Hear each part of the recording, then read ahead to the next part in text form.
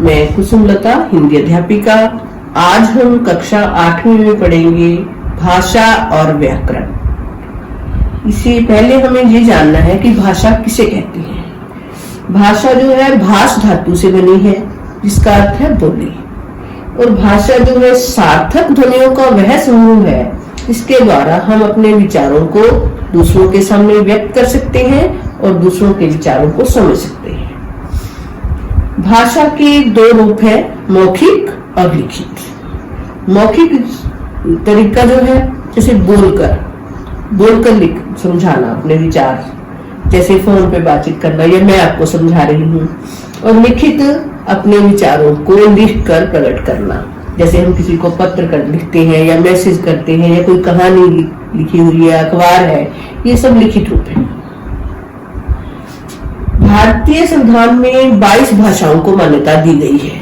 आपने देखा होगा कि जो हमारा नोट होता है उस पे 22 भाषाओं में लिखा होता है, कि जैसे 10 रुपए का नोट है कि 22 भाषाओं में लिखा होता है। ये जिन भाषाओं को मान्यता मिली हुई है।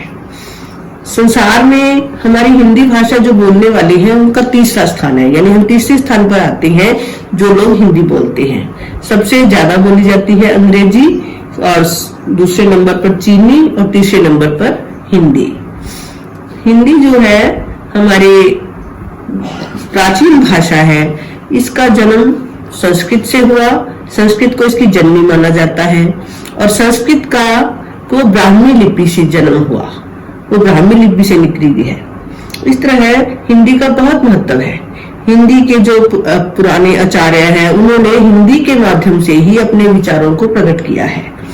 चाहे हिंदी भाषा के लोग थे, जो हिंदी भाषा के क्षेत्र हैं, वहां के संतों महात्मा ने भी अपनी भाषा के प्रयोग के लिए हिंदी को प्रयोग किया। चाहे जैसे असम के थे या गुजरात के थे नामदेव आदि, चैतन्य महादेव, लेकिन उन्होंने अपनी भाषा का प्रयोग न करके हिंदी में ही अपने विचारों को प्रस्तुत किया था। ये हिंदी की महत्वता ही है। उत्तरी और दक्षिणी में तो हिंदी बहुत बोली जाती है, लेकिन जिन भाषाओं में, विभिन्न क्षेत्रों में हिंदी क्षेत्र थे, उनके लोगों ने भी हिंदी का ही प्रयोग किया। इस तरह हिंदी जो है मानक भाषा है। मानक भाषा किसे कहते हैं? जो भाषा शिष्ट और सुशिक्षित लोगों द्वारा व्यवहार में लाई जाए वह भाषा का रूप होता है, वह मानक भाषा कहलाती है। हमारी हिंदी के लिए मानक भाषा के कई रूप हैं जो मैं आपको बाद में समझा रही हूँ। पहले हम पढ़ रहे हैं मातृभाषा। मातृभाषा कौन सी होती है? जो बच्चा अपने परिवार से, अपने माता पिता से सीखता है। और इसकी क्या महत्वता है कि बच्चा अनुकरण से सीख जाता है। जैसे हमारी मातृभाषा यहाँ पंजाबी है, तो इसको पंजाबी सिखाने की जरूरत नहीं पड़ती, बच्चा अपने परिवार में स्वयं ही सीख जाता है सब कुछ। और राजभाषा जो किसी भी देश के जो समस्त शासन कार्य है उनको संचालन करने की जो भाषा होती है उसे राजभाषा कहा जाता है। हमारी देश की राजभाषा हिंदी है। राष्ट्रभाषा हमारे राष्ट्र में जो प्रचलित भाषा हो, जिसे ज्यादा नागरिक व्यवहार में प्रयोग में लाए, तो वो राष्ट्रभाषा मानी जाती है।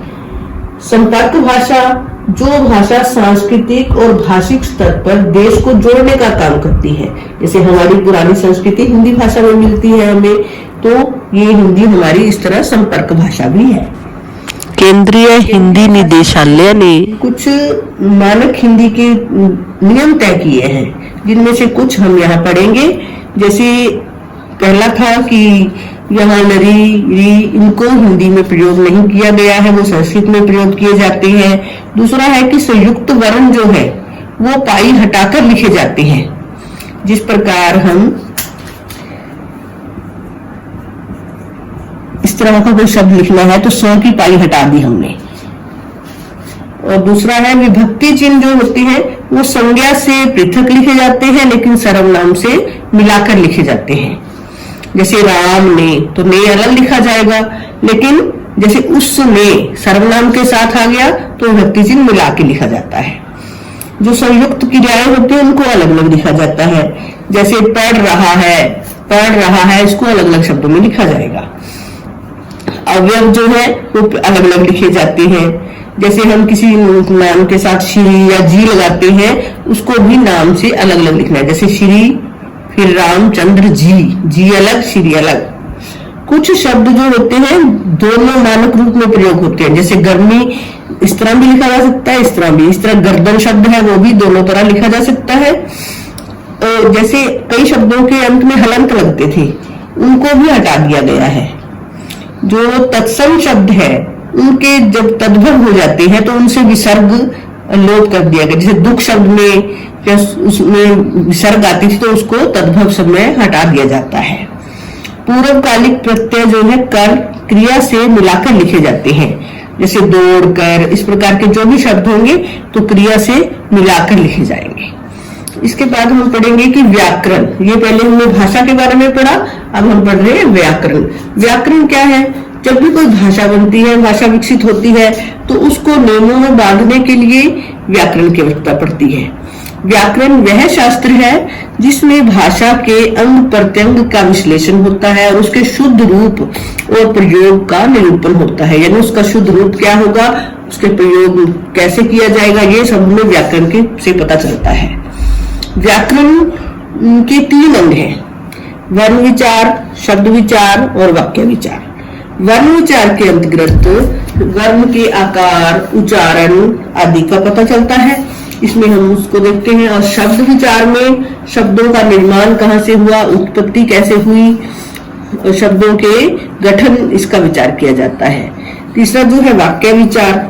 वाक्य विचार में वाक्यों के, जैसे हम कोई वाक्य लिखते हैं उसमें कर्ता, कर्म, क्रिया, ये वाक्य के अंग हैं।